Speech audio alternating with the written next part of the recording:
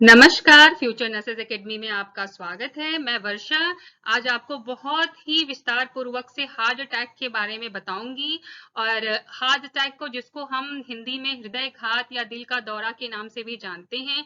आज की जो वीडियो है मैंने उन लोगों के लिए बनाई है बेसिकली जो लोग अपने लिए हेल्थ को लेकर बहुत ही सचेत रहते हैं, साथ में वो और भी हेल्थ के जितनी भी जानकारी है उनको वो जानना चाहते हैं, बहुत ही क्यूरियस होते हैं उसके बारे में। तो आज हम जानेंगे कि जो हार्ट अटैक है जो कि बहुत ही एक मेजर डिजीज कंडीशन है, जिससे पूरे अगर हम देखा जाए पूरे वर्ल्ड वाइड की बात करते हैं, पूरी दुनिया की बात करते हैं, तो बहुत ज्यादा डेथ रेट जो है दिल की बीमारी के द्वारा होता है। तो इसलिए जो आज का जो पूरा टॉपिक है उसमें हम आज बात करेंगे कि हृदय घात, दिल का दौरा क्या होता है, इनके क्या क्या कारण है, किन वजहों से ये हो जाता है और ऐसा क्या करें, हम ऐसी क्या क्या प्रिवेंशन अपने लाइफ में या हम क्या मॉडिफिकेशन करें जिससे इन खतरों से हम दूर रह सकते हैं। और साथ में ही हम ये भी जानेंगे कि इनके लक्षण क्या हैं, हम कैसे इनको अर्ली रिकॉग्नाइज कर सकते हैं, जल्दी से जल्दी पहचान सकते हैं, ताकि हम जल्दी से हॉस्पिटलाइजेशन हो और अपने आप को या किसी दूसरों को, पड़ोसी को हम बचा सके। तो इसके बारे में आज हम विस्तार पूर्वक से जानेंगे। मैं उम्मीद करती हूँ कि आप हमारे साथ लास्ट तक बने रहेंगे। तो आइए अब जानते हैं कि जो हार्ट अटैक या दिल का दौरा होता है वो क्या होता है, कैसे हो जाता है। तो आपको पता होगा कि जो आपका हार्ट है वो 24 घंटे पंप करता रहता है, धड़कता रहता है और आपकी पूरी बॉडी को वो क्या करता है, ब्लड का सप्लाई करता है। लेकिन जो आपका हार्ट चल पा रहा है उसको भी एनर्जी चाहिए, उसको भी जो है न्यूट्रिशन चाहिए। तो वो न्यूट्रिशन उसको कहाँ से मिल रहा है, जो आपके हार्ट के ऊपर आपकी जो आर्टरी होती है, आर्टरी मींस जो ब्लड सप्लाई कर रही है, आपके हार्ट को जो ब्लड सप्लाई कर रही है, जिससे हार्ट को एनर्जी मिल पा रही है काम करने की।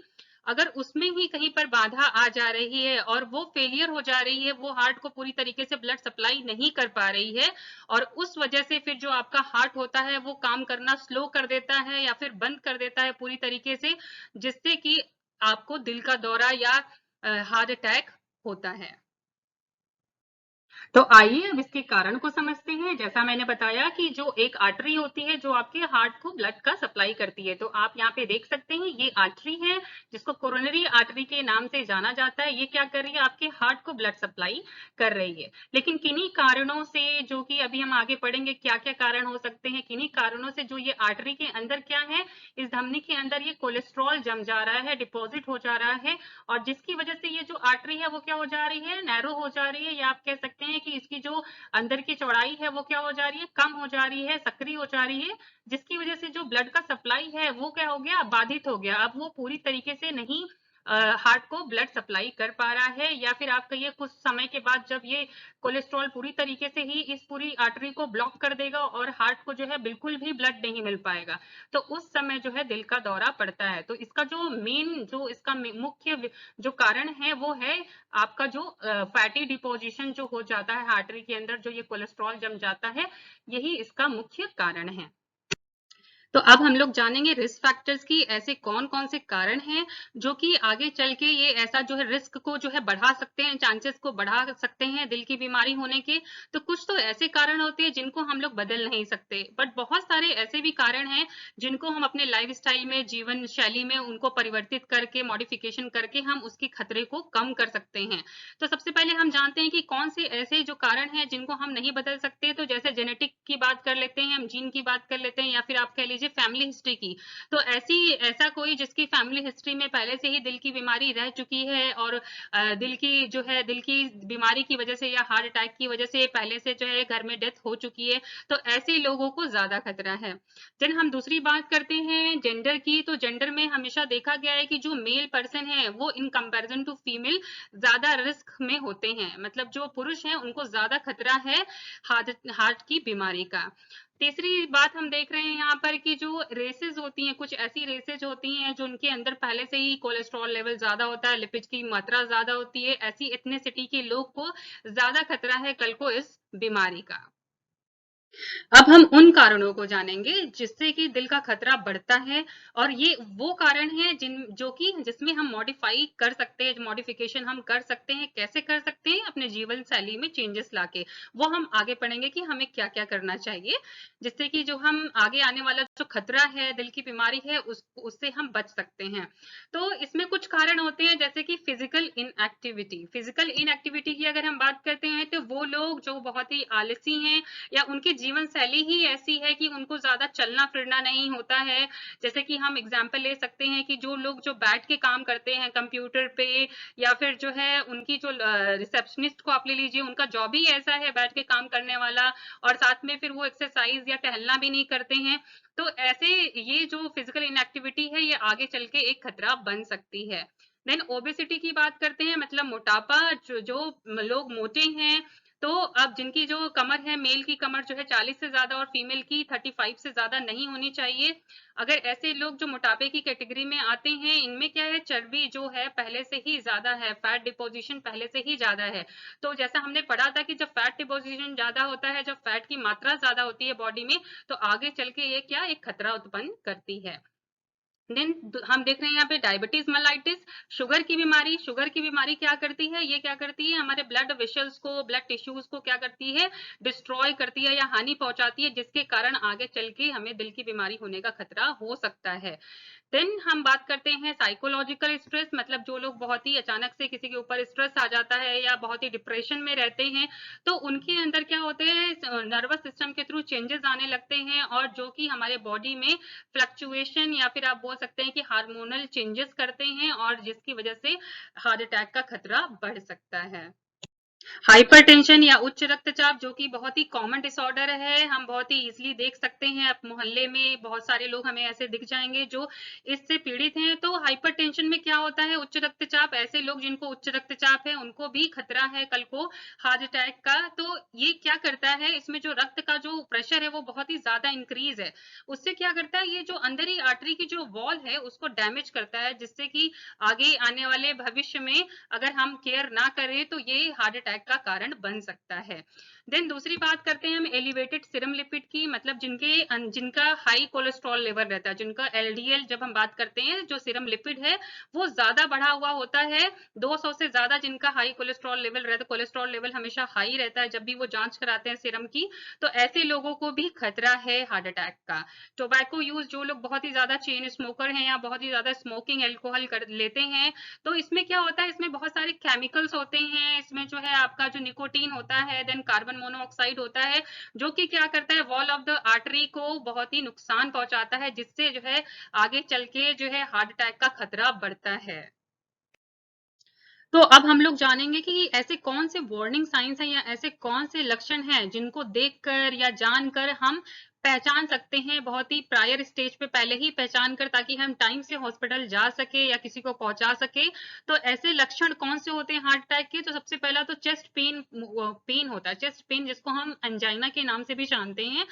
तो ये जो पेन होता है, कई बार क्या होता है, बहुत ही तेज, बहुत ही सीवियर पेन होता है, और कई बार ये बाएं अंग में, कई बार दाएं या बीच में भी हो सकता है, और कई बार ये गले तक होते हुए जॉ जॉ के साइड में, नेक एरिया में, शोल्डर से होता है हुआ बाएं हाथ तक भी ये पेन जाता है।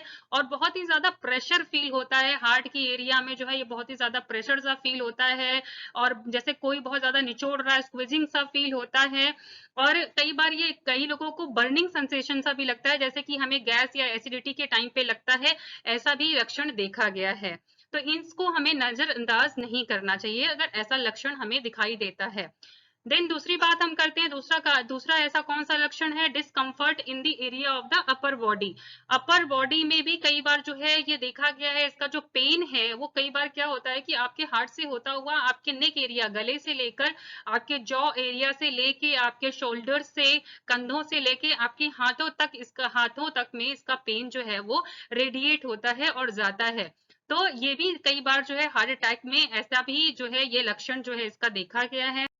इसके साथ ही और भी लक्षण हैं जो दिल के दौरे के टाइम महसूस किए जा सकते हैं, जैसे कि शॉर्टनेस ऑफ ब्रीथ, मतलब ब्रीथिंग डिफिकल्टी, हमें सांस लेने में हम अपने आप को बहुत ही असमर्थ महसूस कर रहे हैं और हम पूरी ताकत लगा दे रहे हैं सांस को लेने में। देन उसके साथ ही क्या है, स्वेटिंग या पसीने का आना देखा जाता है। कई लोगों को नोजिया या वॉमिटिंग जैसा भी फीलिंग होता है या वॉमिटिंग भी हो जाती है। और जब हमारा जो हार्ट है वो सप्लाई नहीं कर रहा है ब्लड को, तो हमारा जो सर है, हमारा ब्रेन में क्या है, ऑक्सीजन की मात्रा कम हो जा रही है, जिसकी वजह से बहुत ही ज्यादा हेडेक भी कई बार फील हो सकता है। तो ऐसा कोई भी साइन एंड सिम्टम्स या वार्निंग साइंस आपको दिखाई देता है किसी आपके परिवारजन में, या फिर कभी महसूस होता है, तो इनको हमें क्या करना चाहिए, अवॉइड नहीं करना चाहिए, नजरअंदाज नहीं करना चाहिए। हमें तुरंत हॉस्पिटल जाके आगे की जांचों को करवाना चाहिए और अपना ध्यान रखना चाहिए। तो ऐसी कुछ जांचें होती हैं जिनके द्वारा वो जांचें करा के हम जान सकते हैं कि हम रिस्क में हैं या नहीं हैं। तो ऐसी कुछ जांचों में जो डॉक्टर है वो आपकी मेडिकल हिस्ट्री के बारे में जानते हैं, फैमिली हिस्ट्री कलेक्ट करते हैं, साथ में आपका फिजिकल एग्जामिनेशन करते हैं, और साथ ही जो है वो आपको जो है ईसीजी करते हैं, आपके हार्ट की जो है वो रिदम को बताती है कि आपका हार्ट कैसे फंक्शन कर रहा है। साथ में स्ट्रेस टेस्ट, जैसे कि कुछ लोग होते हैं वो दिन की जो है एक्टिविटी को नॉर्मली कर पाते हैं, बट वो जब ज्यादा चढ़ लेते हैं कहीं पे, या ज्यादा जैसे स्टेयर्स चढ़ लिया उन्होंने, या ज्यादा कुछ थोड़ा बहुत दौड़ लिया, तो उनको फिर क्या होता है, ब्रीथिंग डिफिकल्टी होने लगता है। तो ऐसे लोगों के लिए एक अलग सा टेस्ट होता है जिसको हम लोग टीएमटी या फिर ट्रेडमिल टेस्ट या स्ट्रेस टेस्ट के नाम से जानते हैं। और कार्डियक कैथेटराइजेशन होते हैं। तो ऐसे कुछ प्रोसीजर्स होते हैं जिनको हम जो है हॉस्पिटल में जाके, ओपीडी में भी जाके हम टेस्ट करा के जान सकते हैं कि कल को जो है ये दिल की बीमारी होने का खतरा हमें तो नहीं है। तो इसके लिए जो है हमें मेडिकली अवेयर होना चाहिए और समय समय से जांच कराते रहना चाहिए। अब हम बात करेंगे उन तरीकों के बारे में कि कैसे हम अपने आप को बचा सकते हैं आने वाले खतरों से, कैसे हम अपने आप को सुरक्षित रख सकते हैं। इन जो बड़ी-बड़ी खतरनाक बीमारियां हैं, दिल का दौरा हो गया या ब्रेन हेमरेज हो गया, तो इनसे हम अपने आप को कैसे सुरक्षित रख सकते हैं। तो बहुत ही आसान तरीका है, अगर हम अपने लाइफस्टाइल में चेंजेस करते हैं, अपने जीने के जो हमारे जीवन शैली है उसमें चेंजेस करके हम इन खतरों से बच सकते हैं। तो सबसे पहले हम बात करते हैं उन लोगों की जिनको पहले से शुगर की बीमारी है, या फिर उच्च रक्तचाप की बीमारी है, या फिर जिसका कोलेस्ट्रॉल लेवल हाई होता है। तो ऐसे लोगों के लिए मैं बताऊंगी कि जो ऐसे लोग हैं, इनको जो दवाइयां चल रही हैं, इनको नियमित रूप से उन दवाइयों का सेवन करना चाहिए। डॉक्टर की बातों को नजरअंदाज नहीं करना चाहिए। जब भी जांचें हैं, टाइम टू टाइम इनको अपनी जांचों को कराना चाहिए। साथ में ये बहुत ही आजकल इजिली अवेलेबल है, बीपी का यंत्र या शुगर का जो मशीन है, इसको घर में रखना चाहिए। और जब भी असहज हम लोग महसूस करते हैं या फिर एबनॉर्मल महसूस करते हैं, तो हमें जांच खुद से कर लेना चाहिए, और मेडिकल अगर जरूरत पड़ती है तो हमें जाके जांच मेडिकली कराना भी चाहिए। साथ में जो लोगों का वेट ज्यादा रहता है या फिर जो ज्यादा ओबेज हैं, ऐसे लोगों को अपना वेट कंट्रोल करना चाहिए, रोज टहलना चाहिए, साथ में डाइट मॉडिफिकेशन करना चाहिए।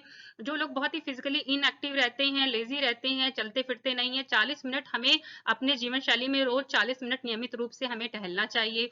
साथ में जिन लोगों को ये बुरी आदतें हैं, क्विट स्मोकिंग वगैरह की या फिर अल्कोहल कंजप्शन की, तो इन लोगों को क्विट करना चाहिए इन आदतों से। साथ में स्ट्रेस जो है, स्ट्रेस के साथ हमें बहुत ही ज्यादा जो है स्ट्रेस नहीं लेना है अपने माइंड पे।